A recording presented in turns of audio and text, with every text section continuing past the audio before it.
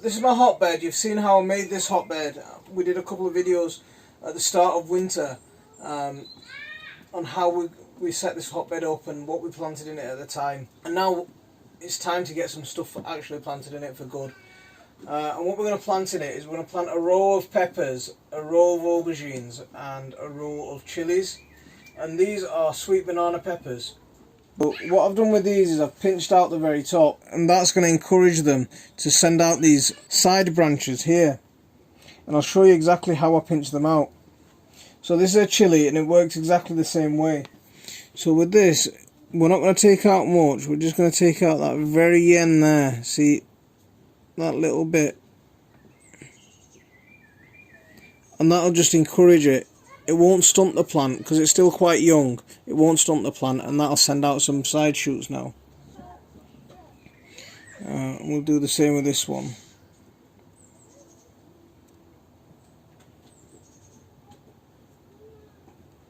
That can go. There we go. I'll do the same with this one.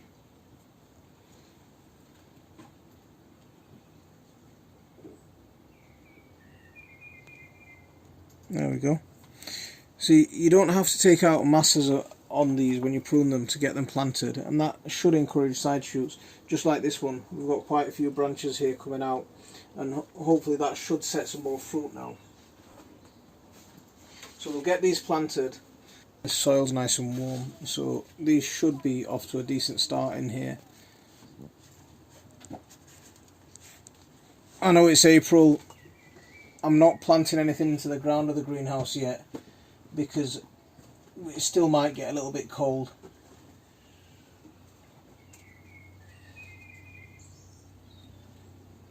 But I'm quite confident in planting into this hotbed. The minimum temperature we've had in this greenhouse over the last few weeks has been about 7 or 8 degrees. What was last night? I reset it. Last night was 8 degrees.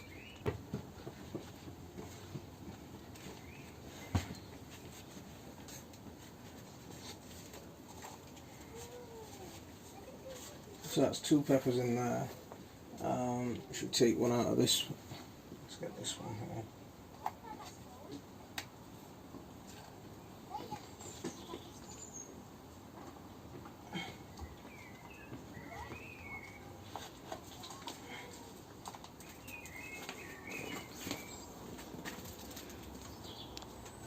There we go, another one just there. The soil feels nice and warm. Okay, so that's 1 line of peppers in there, and now we'll go for our aubergines. And I think, see, could I be brave enough and put in 4? I don't know. So yeah, I'm gonna risk it. I'm gonna put in 4 of these aubergines. They do get quite big, but we'll go for it.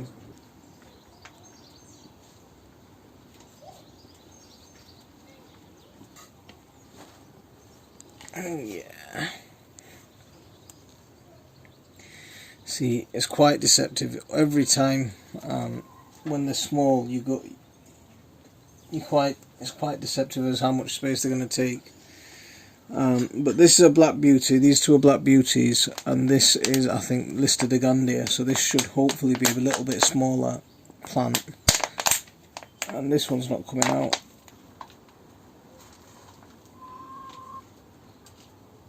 So let's get that one in as well. This plant should be a little bit smaller. It's a smaller variety of aubergine, so hopefully that should take up a little bit less space. And we'll get one right in this corner as well. And this one's Italian long purple, so it's a long thin variety of aubergine. Lotavengon, as they say in Bangla. There we go. That's 1, 2, 3 in there. 4. Now with these chilies, these don't get that big. So what we've got here, we've got a cayenne pepper. So I've got a cayenne pepper here.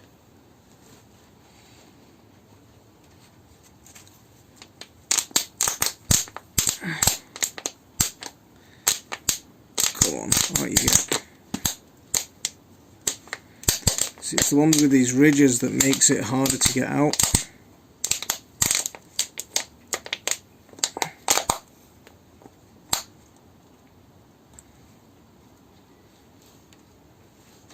So get that one in.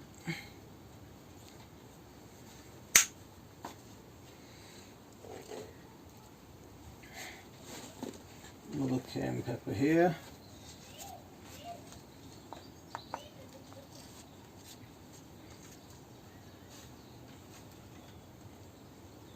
Oh, forward, there we go. These chilli plants don't take as much space, so they are a little bit smaller, so I'm not too worried about them. Now this one is one that I've grown, so it's seeds that we've saved ourselves from a cross between cayenne and basket of fire. That's what these two are. So I like these ones because they've got the length of the cayenne pepper and the heat of the basket of fire, so it's quite nice.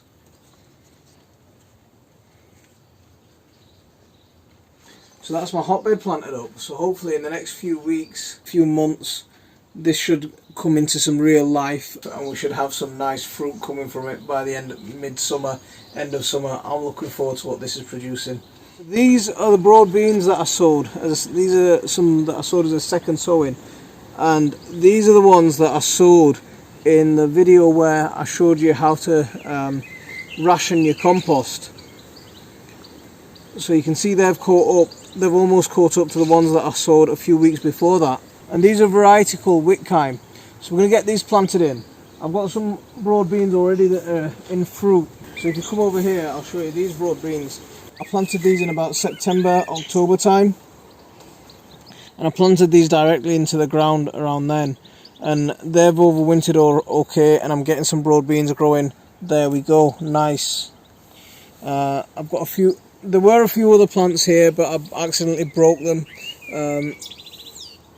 We're getting a few more fruit set there, some more fruit set over here. I mean, we're not a massive fan of broad beans around here, so we predominantly grow them as cover crops.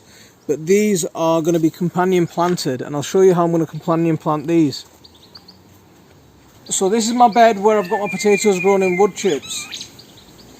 So I'm going to plant these broad beans into the potato bed, and what I'm expecting is as the potatoes grow, these broad beans will grow, and I'm not going to pinch them out so they don't grow bushy. I'm going to keep them as single stem so they grow upright and well above the potatoes, and then the roots will feed the potatoes and I'll get fruit from the top.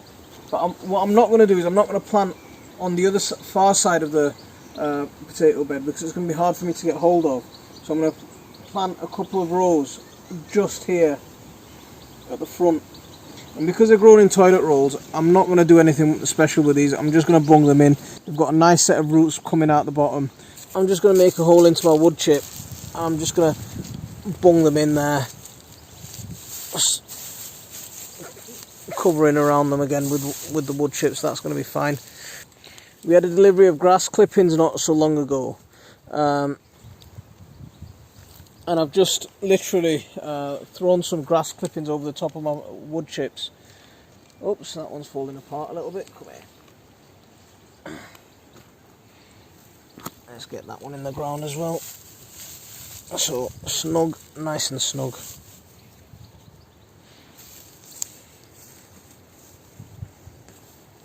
This bed's nice and warm.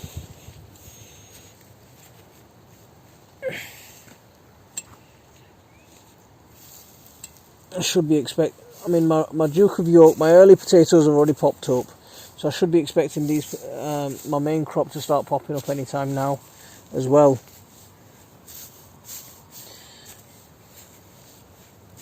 Let's get these in. Oh, look at the roots on them, absolutely gorgeous. So the reason that we're going for this interplanting like this is so that the broad beans are providing some food for the potatoes as the potatoes grow up. Okay, I'm just going to take some semi-broken down compost and mulch to this, because it's just looking a little bit dry at the top. So we'll just give that a little bit of a mulching with some of this compost, and that'll fill in any gaps around the beans and help them establish their roots.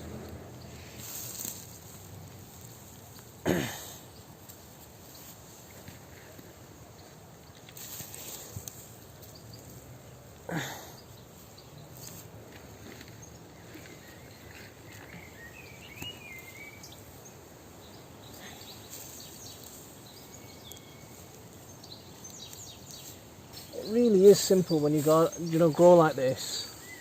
It really is simple.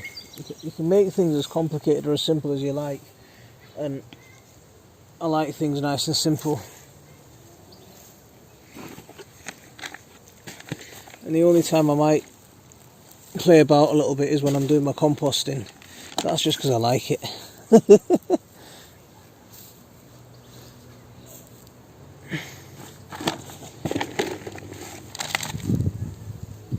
Yeah, that's better. That's much better, getting the composting around them. I wanted to just do 2 rows, but I've got quite a few broad beans left, so I'll stick in another line at the front here.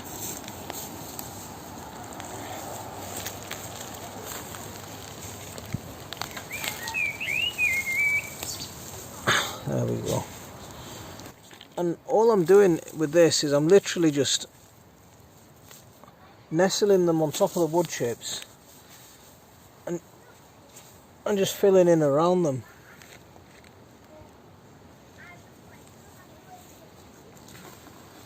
And that will just all break down as I'm going, so that's fine.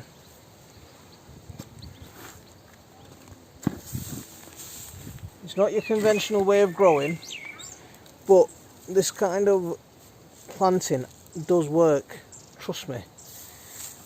So give this kind of growing a go and see what it does. So these are the 3 broad beans that I grew in the mixture of salvaged compost in my rationing compost video. I'll leave a link for it up here, go and check that out. It'll give you some good ideas on how to make your compost that you've already got last that much longer. So I'm going to leave it there for this one. Assalamu alaikum wa rahmatullah.